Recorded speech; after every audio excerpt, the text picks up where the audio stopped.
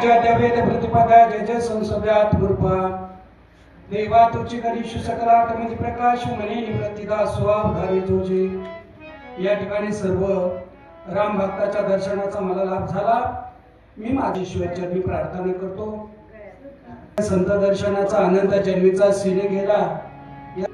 मारुती महाराजांच्या प्रथमच दर्शनाचा लाभ झाला। मी माझं भाग्य समजतो। सर्व मंडळीचा दर्शनाचा लाभ झाला, मी माझं भाग्य समजतो। भगवंताला असताना नमस्कार केला।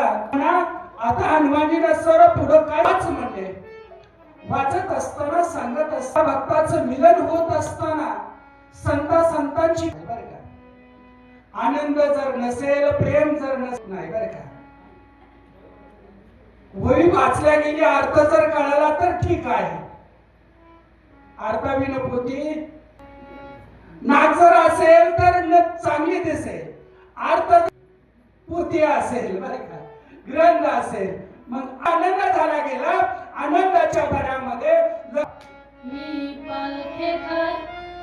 पालखी कीर्ती करिता श्री रामचंद्र राणी राम नाम। नंतर सरस होता है। हनुमानजी म्हणतात, अरे मी तर पालखार वानर आहे, पालखानार वानर आहे आणि स्वतः अनंत अनंत अनंत ब्रह्मांडाचा मालक या वानराची कीर्ती ऐकत आहे। ही मोठेपण असणारा आहे, परंतु असणारा स्वतः लहानपण देगा देवा मुंगी साखरेचा रवा। हनुमानजी म्हणतात की माझी कीर्ती लक्ष्मणाने वाचावी आणि माझ्या भगवंताने ऐकावी। मी काय एवढा मोठा नाहीये, परंतु असणारा स्वतः देवा मी एक पालक खाणारा वाढणार आहे, असं हनुमानजीला वाटू लागला गेला। बोला माताचा हात श्रीराम शास्त्राचे समर्थ, राम करिता राक्षस घात, रणकंदा मार्थ श्रीराम। राम सर्वाचा सर्व करता राम आहे बर का, राम सर्वाचाच करता राम आहे। राम नाम घेतलं तर ठीक, आणि या आत्म्यामधला जर राम सावध असेल, आत्माराम सावध जर असेल तर आपल्याला किंमत, आत्मा जर राम जर नसेल तर या देहाला किंमत नाहीये। कुणालाही किंमत असणाऱ्या रामाशिवाय अजिबात नाही। बघा तुम्ही लाकडाला सुद्धा मावशी किंमत राहत नाही। आपण सर्व शेतकरी बांधव आहोत। एखाद्या लाकड जर गोट्याचा काढला गेला आणि ती लाकड जर आपण दगडावर आदळलं तर त्या लाकडामधनं पीठ पडतं, त्यावेळेस आपण म्हणतो या लाकडात काय राम उरला नाही, द्या टाकून म्हणतो ना।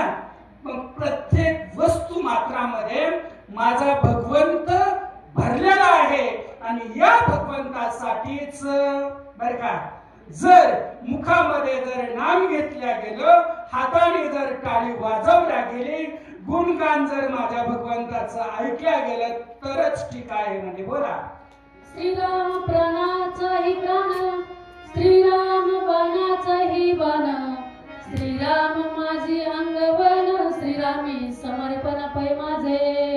सरस होता, प्राणाचाही प्राण असताना माझा भगवंत राम आहे, बाणाचाही बाण असताना माझा राम आहे।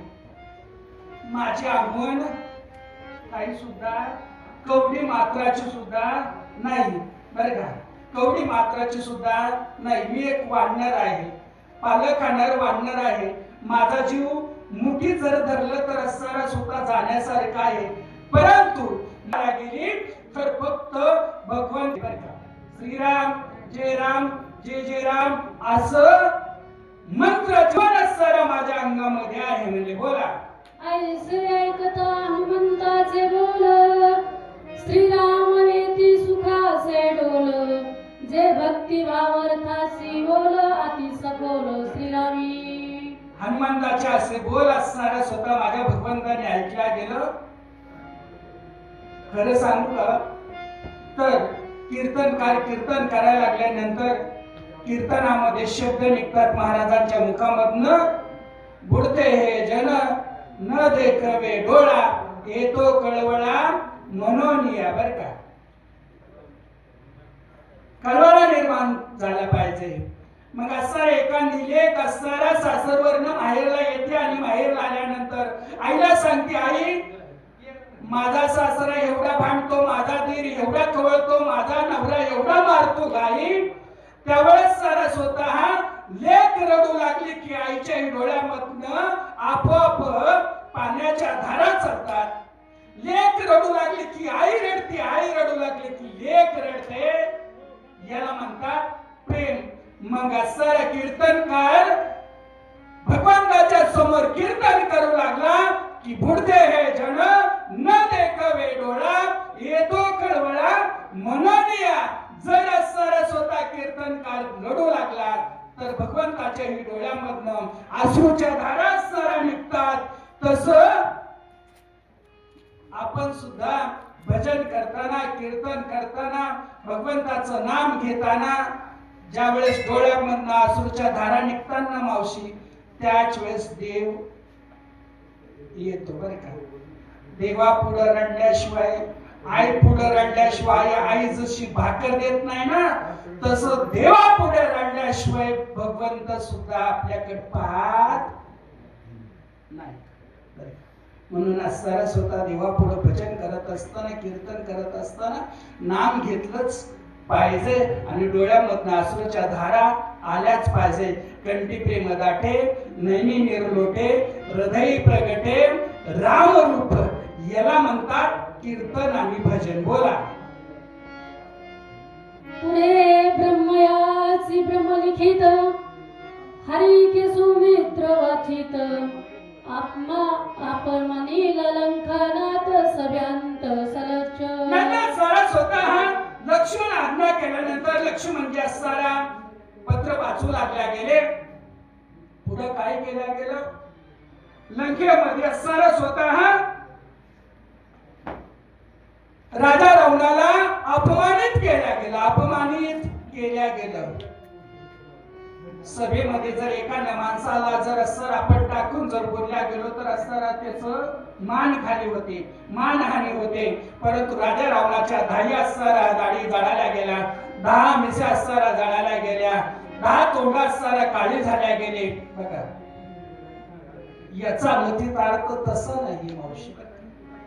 जर जगामध्ये वागत असताना, जगामध्ये राहत असताना जर आपण जर चांगलं राहिलोत ना, चांगलं राहिलोत ना, म्हणजे मी म्हणत नाही की सर्वजण वाईट आहात, नाही, मला सर्वजण इथं चांगलेच सर्वजण दिसता. मातेने 6 महिने दगड घेऊन, उशाला घेऊन आपला कालक्रम सांगितलं नाही, दुःख सांगितलं नाही. तसं असतं, फक्त भगवंतालाच सांगायचं असतं. काय दुःख आहे तर भगवंत अशी अडचण आहे, तशी आहे म्हणे, तुझं सोडविना कोणी, एका शिवाय सोडवणार अजिबात या जगामध्ये कोणी सुद्धा नाही म्हणे. दाड्या मिशा जळाळे वदन लज्जायमान रावण. तोंड काळं झाल्या गेलं. राजा रावण असणारा स्वतः काळं तोंड घेऊन सिंह. तसं आपण सुद्धा जगामध्ये राहत असताना, वावरत असताना आपल्याला असणारा स्वतः परमार्थासाठी, बरे का दादा, प्रपंचामध्ये आपलं हित कशामध्ये आहे पाहिलं पाहिजे. आपल्या हिता जो असे जागता, धन्य माता पिता दयाची या. बर का, याच आपलं हित कशामध्ये आहे पाहिलं पाहिजे. नाहीतर असं आपण जर विचार केला, त्यांनी मला नावं ठेवलं, त्यांनी मला नावं ठेवल्या गेले, हे असं म्हणला, तसं म्हणला, जर